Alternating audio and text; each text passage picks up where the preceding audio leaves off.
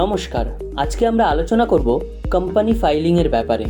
Company filing বলতে আমরা বুঝি একটি কোম্পানির অফিসিয়াল ফিনান্সিয়াল স্টেটমেন্ট, যেগুলি হলো তাদের আর্থিক লেনদেনের বিস্তারিত বিবরণ। আসুন সেগুলো ব্যাপারে জেনে নিই। আর্নিং পার শেয়ার বা ইপিএস।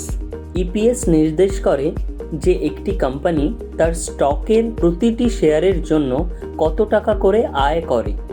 একটি উচ্চ ইপিএস বৃহত্তর মূল্য নির্দেশ করে, কিন্তু ঠিক কীভাবে?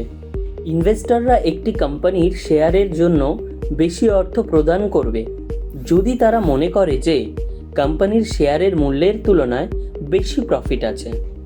প্রাইস টু আর্নিং রেশিও বা পিই রেশিও। পিই রেশিও একটি কোম্পানির স্টকের ভ্যালুয়েশন বোঝার জন্য প্রচলিত একটি মেট্রিক। এটি দেখায় যে একটি কোম্পানির স্টকের মূল্য অতিমূল্যায়িত বা অবমূল্যায়িত হয়েছে কিনা। ইন্ডাস্ট্রিতে কোন কোম্পানির স্টকগুলির মূল্য সবচেয়ে কম সেটা নির্ধারণ করে কোম্পানিটির পিই রেশিও বিচার করে।